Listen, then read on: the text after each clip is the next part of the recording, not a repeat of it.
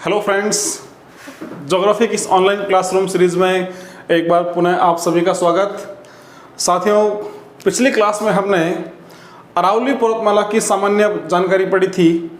जो मित्र नए जुड़े हैं, जिन्होंने हमारे पिछले वीडियो नहीं देखे हैं, तो डिस्क्रिप्शन बॉक्स में जाकर आप हमारे पुराने वीडियो को लिंक जो वहाँ दिए गए हैं, उन लिंक पर आप जाकर हमारे पुराने वीडियोस देख सकते हैं। और जो साथी नए जुड़े हैं वो हमारे इन वीडियोस को लगातार शेयर करते रहें और चैनल को सब्सक्राइब करना बिल्कुल नहीं भूलें। तो साथियों, आज की इस क्लास में हम अरावली पर्वतमाला की प्रमुख चोटियों के बारे में पढ़ेंगे। साथ ही अरावली पर्वतमाला के मध्य जो पहाड़ी रास्ते हैं, जो दर्रे हैं, हम उनकी बात करने वाले हैं। तो शुरू करते हैं हम आज का अपना टॉपिक। सबसे पहले हम बात करते हैं अरावली पर्वतमाला की। तो साथियों, अरावली पर्वतमाला जो है, इस अरावली पर्वतमाला की औसत ऊंचाई, यदि हम इस अरावली पर्वतमाला की औसत ऊंचाई की बात करते हैं तो यह औसत ऊंचाई रहती है 930 मीटर। 930 मीटर। सवाल आपसे ये पूछा जा सकता है एग्जाम में कि अरावली पर्वतमाला की औसत ऊंचाई कितनी है, तो वह हो जाएगी 930 मीटर। अब अरावली पर्वतमाला जो है, इस अरावली पर्वतमाला को हमने 3 भागों में विभाजित किया है। तो इसका जो पहला भाग रहता है वह रहता है उत्तरी अरावली। उत्तरी अरावली। तो ये जो उत्तरी अरावली है, इस उत्तरी अरावली का जो विस्तार है मुख्य रूप से कहाँ है? ये विस्तार रहता है जयपुर में। जयपुर के साथ साथ ये फैली हुई है अलवर में, सीकर और झुंझुनू में। तो ये अरावली पर्वतमाला का विस्तार हो गया उत्तरी अरावली का। तो उत्तरी अरावली जयपुर, अलवर, सीकर और झुंझुनू जिलों में फैली हुई है। अब हम बात करते हैं इस क्षेत्र में कौन कौन सी प्रमुख चोटियां हैं। तो यहाँ की जो प्रमुख चोटियां हैं, अब अरावली की जो चोटियां हैं, यहाँ से आपके सवाल बहुत महत्वपूर्ण बनते हैं। कई एग्जाम में चोटियों संबंधित सवाल पूछा गया है। वहाँ पर चोटियों का पूरा क्रम पूछा जाता है। आपको 4 ऑप्शन में दिया जाएगा कि अरावली की चोटियों का आरोही क्रम क्या है या अवरोही क्रम क्या है। तो हम अरावली की जितनी चोटियाँ हैं उन सभी चोटियों के नाम, उनकी ऊंचाई और वह किस जिले में स्थित है, इस सारी बातों की हम जानकारी इस क्लास के अंतर्गत पढ़ने वाले हैं। तो यदि हम उत्तरी अरावली की चोटियों की बात करते हैं तो इसमें जो सबसे महत्वपूर्ण चोटी रहती है वो रहती है रघुनाथगढ़। रघुनाथगढ़। तो रघुनाथगढ़ जो है, इसकी ऊंचाई रहती है 1055 मीटर और ये स्थित है सीकर जिले में। रघुनाथगढ़ 1055 मीटर और जिला रहता है सीकर। तो साथियों, जो हमारा उत्तरी अरावली है, यह उत्तरी अरावली की सबसे ऊंची पर्वत चोटी है। सवाल आपसे सीधा सीधा पूछा जाएगा कि उत्तरी अरावली की सर्वोच्च चोटी कौन सी है, तो यह सर्वोच्च चोटी रहती है रघुनाथगढ़। रघुनाथगढ़ के बाद जो दूसरी चोटी रहती है वो रहती है खो, जिसकी ऊंचाई रहती है 920 मीटर और ये स्थित है जयपुर में। तो रघुनाथगढ़ के बाद दूसरी चोटी हो जाएगी खो, 920 मीटर इसकी ऊंचाई है और जयपुर जिले में ये स्थित है। उसके बाद तीसरी चोटी रहेगी यहाँ पर बहराज। तो बहराज रहती है 792 मीटर और ये चोटी स्थित है अलवर जिले में। तो खो के बाद बहराज 792 मीटर और ये रहेगी अलवर जिले में। इसके बाद जो चौथी चोटी यहाँ की है वह रहती है बरवाड़ा। बरवाड़ा, जिसकी ऊंचाई रहती है 786 मीटर और ये स्थित है जयपुर जिले में। तो रघुनाथगढ़, फिर खो, फिर बहराज, बहराज के बाद बरवाड़ा। अब बरवाड़ा के बाद जो अगली चोटी हमारी है उत्तरी अरावली की, वह रहती है बाबाई। बाबाई, जिसकी ऊंचाई है 780 मीटर और ये चोटी स्थित है झुंझुनू जिले में। बरवाड़ा के बाद बाबई, बाबई हो जाएगी 780 मीटर और जिला हो जाएगा झुंझुनू। बाबई के बाद यहाँ की अगली चोटी है वो है बिलाली। तो बिलाली जो है इसकी ऊंचाई रहती है 775 मीटर और ये स्थित है अलवर ज़िले में। बाबई, बाबई के बाद बिलाली 775 मीटर और ये हो जाएगी अलवर ज़िले में। अब हम बात करते हैं इसके बाद अगली चोटी की। तो बिलाली के बाद जो अगली चोटी रहती है वो हो जाएगी बैराट।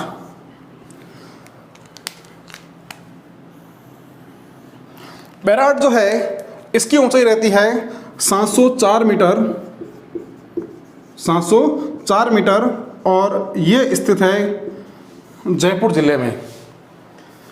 कोई दिक्कत नहीं यहाँ तक।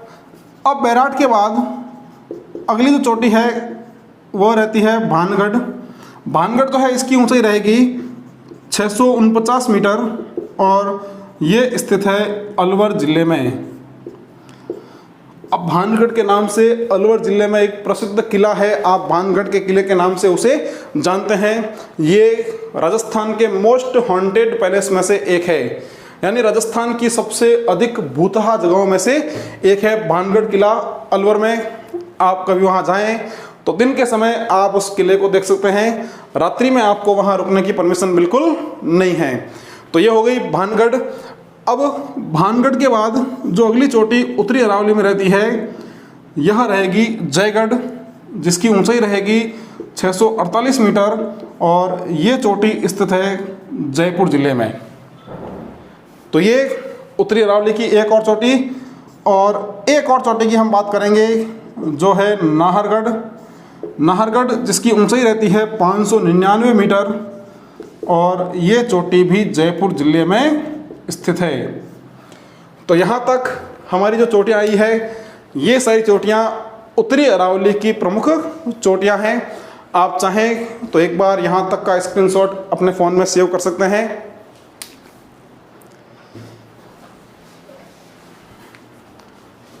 क्लियर मित्रों? अब हम इसके बाद बात करेंगे मध्य अरावली की प्रमुख चोटियों की।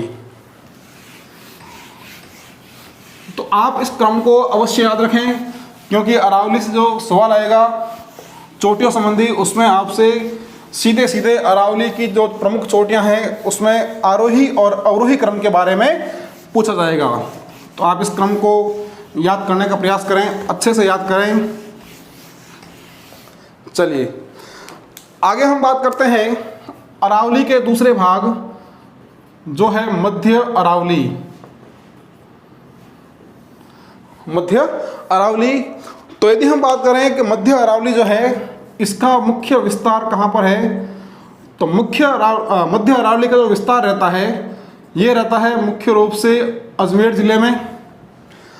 अजमेर के बाद कुछ विस्तार इसका पाली ज़िले में और कुछ विस्तार रहता है राजसमंद ज़िले में। तो मध्य अरावली जो अजमेर, पाली और राजसमंद जिला में फैली हुई है। अब हम बात करें यहाँ की प्रमुख चोटियों की। तो मध्य अरावली के अंतर्गत कुछ प्रमुख चोटियां हैं। हमने पिछली क्लास में बात की थी कि जो अजमेर ज़िला है यहाँ पर अरावली का निम्नतम विस्तार है। यहाँ अरावली की चोटियों के बीच सर्वाधिक अंतराल पाया जाता है। तो देखें यहाँ की कौन कौन सी प्रमुख चोटियां हैं। तो यहाँ की जो प्रमुख चोटी है वो हो जाएगी मोरामजी। यहाँ की सबसे ऊंची चोटी मोरामजी, ऊंचाई है इसकी 933 मीटर, 933 मीटर और यह चोटी स्थित है अजमेर ज़िले में। तो मध्य अरावली की सर्वोच्च चोटी मोरामजी। सीधा सवाल यहाँ से आपके बनेगा कि मध्य अरावली की सर्वोच्च चोटी कौन सी है। तो मध्य अरावली की सर्वोच्च चोटी हो जाएगी मोरामजी जो अजमेर ज़िले में स्थित है। अब मोरामजी के बाद यहाँ की जो अगली चोटी रहती है वह रहती है तारागढ़। तारागढ़ जिसकी ऊंचाई हो जाएगी 873 मीटर और ये चोटी भी अजमेर ज़िले में स्थित है। कोई दिक्कत नहीं। मोरामजी के बाद तारागढ़, और तारागढ़ के बाद जो अगली चोटी रहती है इसकी वो रहती है नाग पहाड़। नाग पहाड़ जिसकी ऊंचाई हो जाएगी 795 मीटर, और ये चोटी भी अजमेर ज़िले में स्थित है। पिछली क्लास में हमने बात की थी कि अरावली की जो नाग पहाड़ी है, ये नाग पहाड़ी एक प्रसिद्ध नदी लूनी नदी का उद्गम स्थान भी है।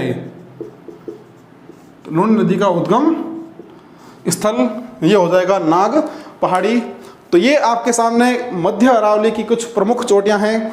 आप चाहें तो एक बार इसका भी स्क्रीनशॉट सेव कर सकते हैं।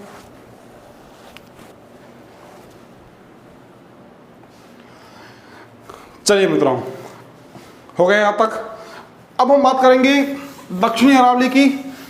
तो राजस्थान में अरावली की जो सर्वोच्च चोटियां पाई जाती है, वो सर्वोच्च चोटियां पाई जाएंगी कहाँ पर? ये हो जाएगी दक्षिण अरावली के अंतर्गत। तो अब हम बात करेंगे दक्षिण अरावली की प्रमुख चोटियों की। चलिए बात करें अगर अपन दक्षिण अरावली की, तो दक्षिण अरावली जो है इसका प्रमुख विस्तार, यदि हम इसके विस्तार की बात करेंगे तो इसका जो विस्तार रहता है, यह विस्तार मुख्य रूप से हो जाएगा उदयपुर में। उदयपुर के अलावा इसका विस्तार हो जाएगा सिरोही जिले में। सिरोही के बाद यह हो जाएगा बांसवाड़ा, डूंगरपुर, और कुछ भाग जो है इसका वो हो जाएगा राजसमंद में। तो राजसमंद में जो उत्तरी भाग है, राजसमंद का उत्तरी भाग, वह हमने शामिल किया था मध्य अरावली में, और राजसमंद का जो दक्षिणी भाग है वह हम शामिल करते हैं दक्षिणी अरावली के अंतर्गत। अब राजस्थान में अरावली की सर्वोच्च चोटियां इसी क्षेत्र में है। तो हम देखते हैं कि अरावली की जो दक्षिण अरावली की चोटियां हैं कौन कौन सी है, क्या उनका महत्व है। तो दक्षिण अरावली के अंतर्गत जो सबसे महत्वपूर्ण चोटी रहती है वह रहती है गुरु शिखर। गुरु शिखर, तो गुरु शिखर जिसकी ऊंचाई 1022 मीटर या 1027 मीटर, सॉरी 1722 मीटर या 1727 मीटर, और ये चोटी स्थित है सिरोही जिले में।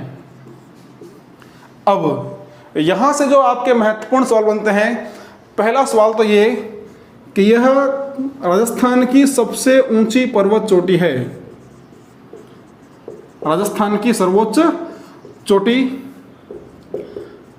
अब इसके साथ साथ पिछली क्लास में हमने बात की थी कि अरावली पर्वतमाला जो है उसका विस्तार 4 राज्यों में है। गुजरात में है, राजस्थान में है, हरियाणा और दिल्ली में है। तो अब यदि हम संपूर्ण अरावली की बात करते हैं, देखो राजस्थान की तो ये सबसे ऊंची पर्वत चोटी है, साथ ही साथ यह संपूर्ण अरावली की भी सर्वोच्च चोटी है। तो संपूर्ण अरावली की सर्वोच्च चोटी हो जाएगी। अब एक सवाल यहाँ से और महत्वपूर्ण बनता है, कई एग्जाम में सवाल पूछा भी गया है। यदि हम बात करते हैं भारत की, तो इस बिंदु को आप अच्छे समझें। यह हो गया हमारा भारत। अब भारत के उत्तरी भाग में यहाँ पर स्थित है हिमालय पर्वतमाला। हिमालय पर्वतमाला, हिमालय के बाद यहाँ आता है अरावली पर्वतमाला। अरावली पर्वतमाला के बाद यहाँ आती है विंध्याचल पर्वतमाला, उसके बाद सतपुड़ा, फिर आती है अजंता की पहाड़ियाँ। इसके बाद यहाँ आती है एक महत्वपूर्ण पर्वतमाला पश्चिमी घाट, और यहाँ आता है पूर्वी घाट। और जहाँ पश्चिमी घाट और पूर्वी घाट का संगम होता है, यहाँ पर स्थित है नीलगिरी पर्वतमाला। नीलगिरी पर्वतमाला। अब जो बात महत्वपूर्ण है, जो समझने लायक है, वो ये कि हिमालय पर्वतमाला जो है, इस हिमालय पर्वतमाला पर भारत में सबसे जो ऊंची पर्वत चोटी है उसका नाम है कंचनजंगा। कंचनजंगा जो 8,598 मीटर है, और ये स्थित है सिक्किम में। कंचनजंगा 8,598 मीटर और ये स्थित है सिक्किम में। उसी तरह जो नीलगिरी पर्वतमाला है, यहाँ की सबसे ऊंची पर्वत चोटी है दोदा बेटा। दोदा बेटा कहाँ पर है ये हो जाएगी तमिलनाडु में। ऊंचाई है इसकी 2695 मीटर, 2695 मीटर। अब हमारी जो महत्वपूर्ण बात यहाँ पर यह है कि यदि हम हिमालय पर्वतमाला और नीलगिरी पर्वतमाला के बीच जो हमारी ये पर्वतमालाएं हैं, जिसमें अरावली, विंध्याचल, सतपुड़ा, अजंता, पश्चिमी घाट और पूर्वी घाट, तो ये जो पहाड़ी श्रृंखलाएं हैं ये मध्य भारत की पहाड़ियाँ कहलाती हैं। और यदि हम इन मध्य भारत की पहाड़ियों की बात करते हैं तो इन मध्य भारत की पहाड़ियों में भी सबसे ऊंची पर्वत चोटी गुरु शिखर ही है। यानी अब बात करें हम, सवाल आपसे ये पूछा जाएगा कि जो हिमालय पर्वतमाला है तो हिमालय पर्वतमाला और नीलगिरी पर्वतमाला के बीच भारत की सबसे ऊंची पर्वत चोटी कौन सी है? गुरु शिखर। सवाल ये आ जाए मध्य भारत की सबसे ऊंची पर्वत चोटी कौन सी है? तब भी गुरु शिखर। तो सीधा सवाल आपसे बनता है हिमालय और नीलगिरी के बीच मध्य भारत की सबसे ऊंची पर्वत चोटी कौन सी? तब भी गुरु शिखर। तो यहाँ हम एक पॉइंट और लिख दें कि यह हिमालय और नीलगिरी के बीच, हिमालय और नीलगिरी के बीच मध्य भारत की सर्वोच्च चोटी है। तो अब गुरु शिखर जो है यह राजस्थान की सबसे ऊंची पर्वत चोटी, साथ ही साथ संपूर्ण अरावली की सर्वोच्च चोटी और हिमालय और नीलगिरी के बीच मध्य भारत की भी सबसे ऊंची पर्वत चोटी है। अब इस पर्वत चोटी पर दत्तात्रेय ऋषि का मंदिर बना हुआ है, यह भी एग्जाम में आता है। दत्तात्रेय ऋषि का मंदिर जो है वो कौन सी चोटी पर है, या गुरु शिखर पर कौन से ऋषि का मंदिर बना हुआ है? तो वो हो जाएगा दत्तात्रेय ऋषि, कोई दिक्कत नहीं। फिर राजस्थान इतिहास के जनक कर्नल जेम्स टोड, तो कर्नल जेम्स टोड जब यहाँ आए थे इस चोटी पर तो उन्होंने इस चोटी को नाम दिया था संतों का शिखर, संतों का शिखर। तो सवाल यहाँ पूछा जाएगा कर्नल जेम्स टोड ने गुरु शिखर को किसकी संज्ञा दी थी? तो संतों का शिखर। यह सवाल ये आएगा कि गुरु शिखर को संतों का शिखर किसने कहा था? तो उसका आंसर हो जाएगा कर्नल जेम्स टोड। तो संतों का शिखर कहते हैं गुरु शिखर को। अच्छा, एक बात और कहेंगे हम, यदि हम बात करते हैं अरावली की, तो अरावली पर्वतमाला पर मंदिर अधिक होने के कारण इसे कहा जाता है हिंदू ओलंपस। तो सवाल यहां से यह बनता है कि हिंदू ओलंपस की संज्ञा किसे दी गई है? तो अरावली पर्वतमाला को। और संतों का शिखर किसे कहते हैं? तो हो जाएगा गुरु शिखर। तो यहां पर जो पहली चोटी की बात की हमने वो हो जाएगी गुरु शिखर।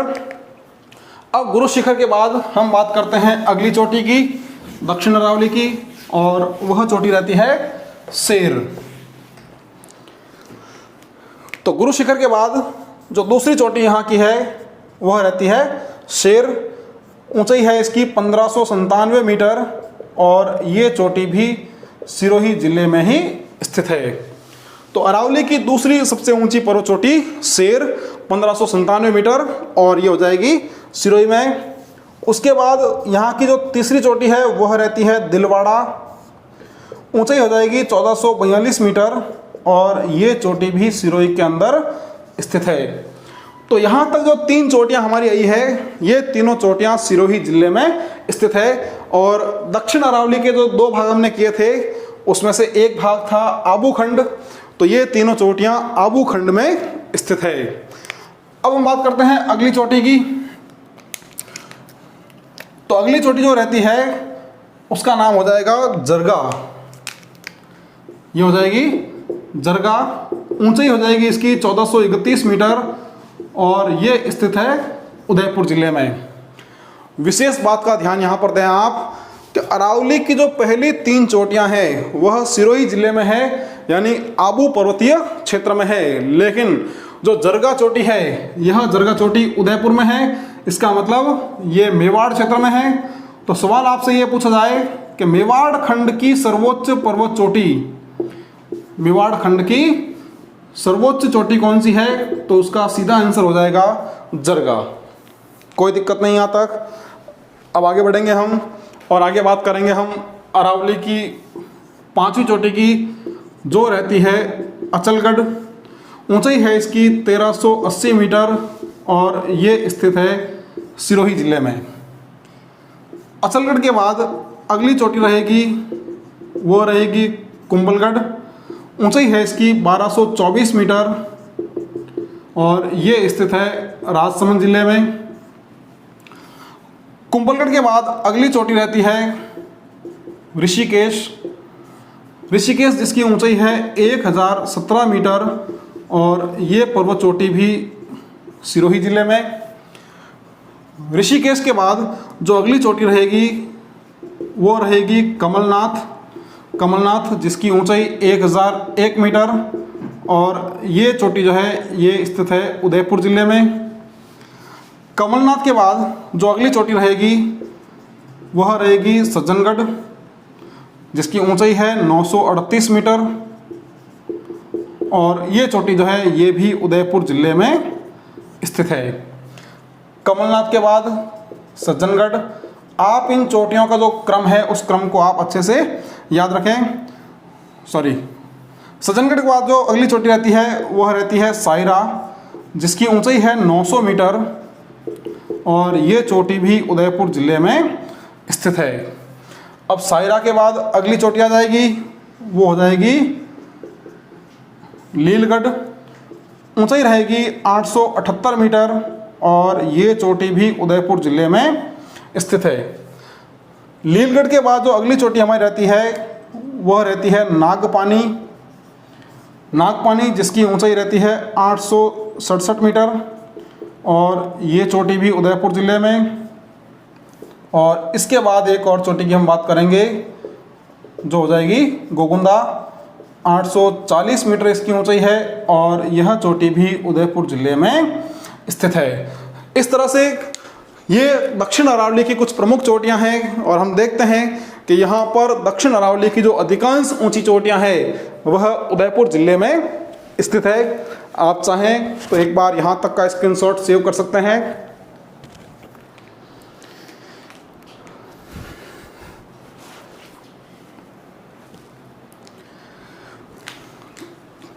हो गया मित्रों। तो यहाँ आप इन चोटियों का क्रम व्यवस्थित रूप से ध्यान रखेंगे। अब हम बात करते हैं कि यहाँ से जो सवाल पूछा गया है वह सवाल किस रूप में पूछा गया है। तो सहायक कृषि अधिकारी जो एग्ज़ाम हुआ था 2018 में, वहाँ पर एक सवाल पूछा गया था। अधिकांश एग्जाम में सवाल जो पूछा जाएगा वो चोटियों के सही क्रम को लेकर पूछा जाएगा, आरोही और अवरोही क्रम को लेकर पूछा जाएगा। साथ ही साथ सुमेलित कीजिए, एक तरफ 4 जिलों के नाम, एक तरफ 4 चोटियों के नाम, एक तरफ चोटियों के नाम, एक तरफ उनकी ऊंचाई। तो इस तरह के सवाल भी आपसे पूछे जाएंगे। तो जो सहायक कृषि अधिकारी है एग्जाम हुआ था 2018 में, वहाँ जो सवाल पूछा गया था कि अरावली की चोटियों का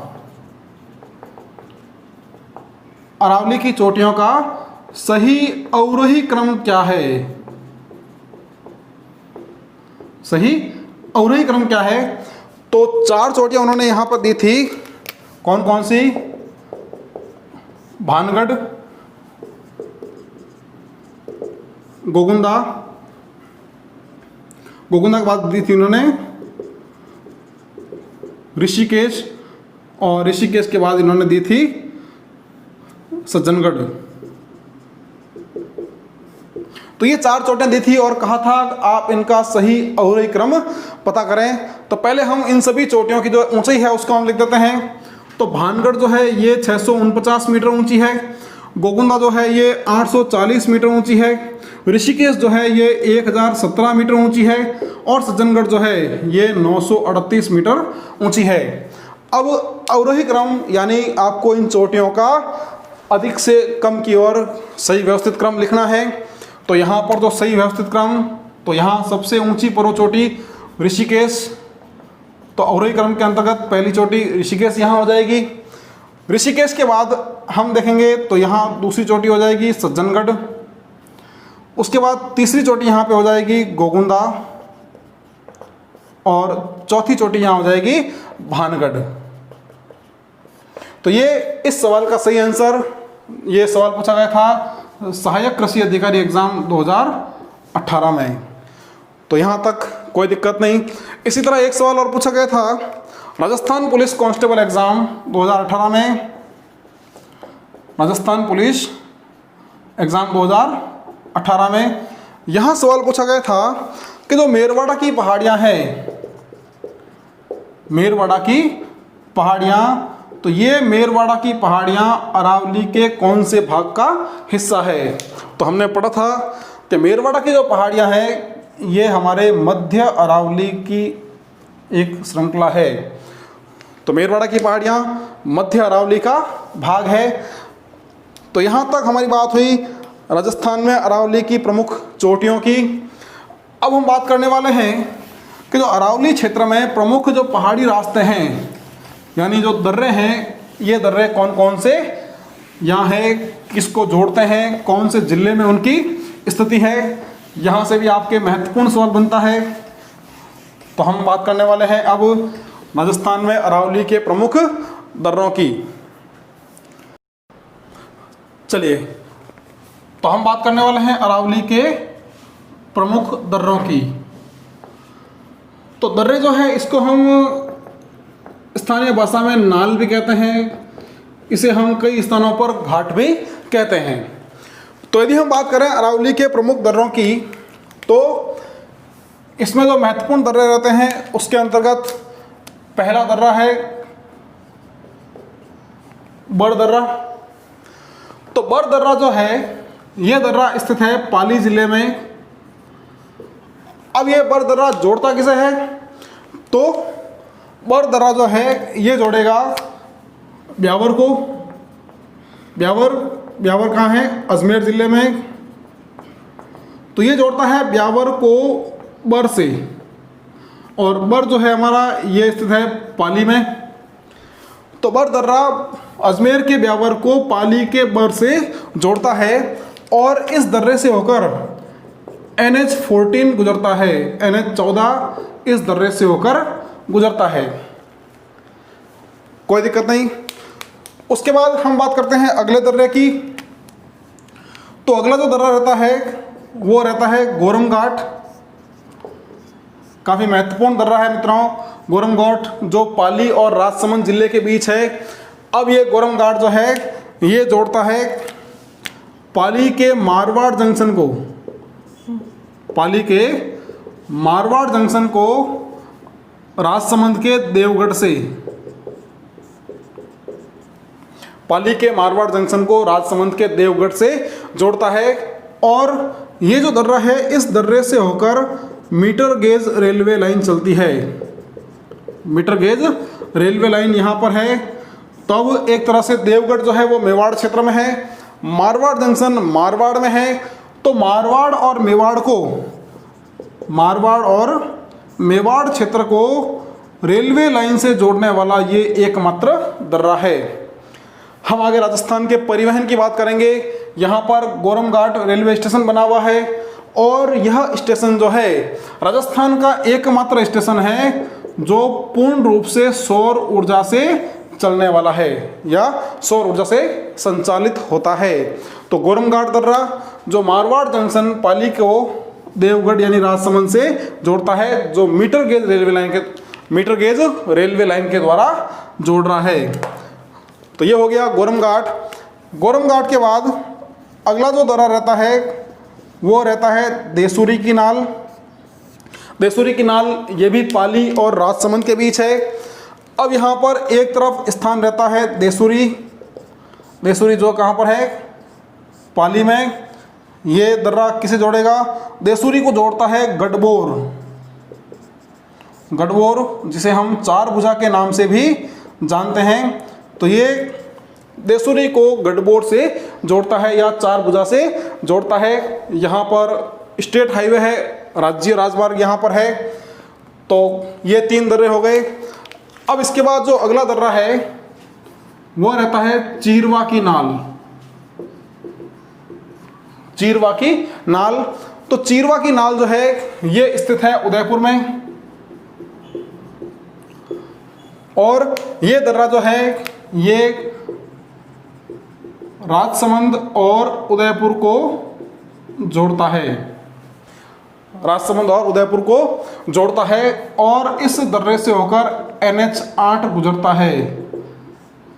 NH8 जो राजस्थान का सबसे व्यस्त राष्ट्रीय राजमार्ग है, यहाँ पर चीरवा टनल बनी हुई है, सुरंग बनी है, जो राजस्थान की तीसरी सबसे लंबी यातायात सुरंग है। राजस्थान के परिवहन में हम इसकी विस्तार से चर्चा करने वाले हैं। अब इसके बाद जो अगला दर्रा आता है ये आता है हाथीनाल। तो हाथीनाल जो है ये उदयपुर और सिरोही को जोड़ता है, उदयपुर और सिरोही को ये आपस में जोड़ता है, और सिरोही का जो पिंडवाड़ा है, पिंडवाड़ा से NH27 राष्ट्रीय राजमार्ग शुरू होता है, NH27, तो वह इस दर्रे से होकर उदयपुर तक पहुंचता है, और वही NH27 आगे कहाँ तक ये जाएगा, चित्तौड़गढ़, भीलवाड़ा, बूंदी, कोटा और बारा होते हुए मध्य प्रदेश के शिवपुरी तक। तो NH27 जो है ये इस दर्रे से होकर गुजरता है। अब हाथीनाल के बाद जो अगला दर्रा रहता है ये रहता है देबारी की नाल। देबारी की नाल ये भी उदयपुर में स्थित है। अब ये देबारी की नाल ये जोड़ती है उदयपुर और चित्तौड़गढ़ को, उदयपुर और चित्तौड़गढ़ को आपस में जोड़ती है। तो जो NH27 सिरोही से उदयपुर तक आता है, पिंडवाड़ा से उदयपुर तक आता है, वही NH27 देबारी की नाल होते हुए आगे जाएगा चित्तौड़गढ़ तक। तो NH27 यहाँ से गुजरता है। वर्तमान में यहाँ पर 6 लेन हाईवे का निर्माण कार्य प्रगति पर है। हम परिवहन के अंतर्गत इसके बारे में विस्तार से चर्चा करने वाले हैं। उसके बाद जो दर्रा आता है वो आता है केवड़ा की नाल। तो केवड़ा की नाल उदयपुर शहर के दक्षिण में स्थित है, और यह केवड़ा की नाल उदयपुर और बांसवाड़ा डूंगरपुर को जोड़ता है। यहाँ पर राज्य राजमार्ग है, तो ये उदयपुर और बांसवाड़ा डूंगरपुर को जोड़ता है, यानी एक तरफ उदयपुर मेवाड़ क्षेत्र में और बांसवाड़ा डूंगरपुर वागड़ क्षेत्र में। तो यह दर्रा मेवाड़ और वागड़ क्षेत्र को जोड़ता है। तो ये कुछ महत्वपूर्ण दर्रे। अब हम बात करते हैं इसके अलावा और कौन कौन से महत्वपूर्ण दर्रे राजस्थान में हैं। तो केवड़ा की नाल के बाद हम बात करेंगे अगले दर्रे की, जो है झीलवा या पगलिया की नाल। और झीलवा या पगलिया की नाल जो है ये स्थित है उदयपुर में, कोई दिक्कत नहीं। एक दर्रा और है जो है कामली घाट। तो कामली घाट जो है यह राजसमंद जिले में है, ये भी राजसमंद और पाली को आपस में जोड़ता है। उसके बाद अगला दर्रा आता है स्वरूप घाट, जो स्थित है पाली में। फिर जो अगला दर्रा होगा ये हो जाएगा सोमेश्वर की नाल। सोमेश्वर की नाल, तो ये दर्रा भी पाली में। रणकपुर का जो जैन मंदिर है वो इस नाल के निकट स्थित है। अब इसके बाद जो अगला आता है वो रहती है फुलवारी की नाल। फुलवारी की नाल, तो फुलवारी की नाल उदयपुर जिले में, ये राजस्थान के सबसे विकट दर्रों में से एक है। और यहाँ से मानसी, वाकल जो महत्वपूर्ण नदियाँ हैं, मानसी, वाकल जो साबरमती की सहायक नदियाँ हैं, तो इन नदियों का उद्गम इसी दर्रे से होता है। तो ये हो गया फुलवारी की नाल। अब फुलवारी की नाल के बाद जो अगला दर्रा रहता है वो रहता है अरनिया दर्रा। और यह अरनिया दर्रा जो है यह स्थित है अजमेर जिले में, कोई दिक्कत नहीं। अरनिया के बाद जो अगला दर्रा रहेगा वह रहेगा पीपली दर्रा। और पीपली दर्रा भी स्थित है अजमेर जिले में। पीपली के बाद अगला दर्रा रहेगा शिवपुरी दर्रा, और शिवपुरी दर्रा भी अजमेर में। एक दर्रा आ जाएगा सुराघाट, सुराघाट दर्रा भी अजमेर में। तो ये अरावली क्षेत्र के कुछ प्रमुख दर्रे हैं। आप चाहें तो एक बार इनका स्क्रीनशॉट सेव कर सकते हैं।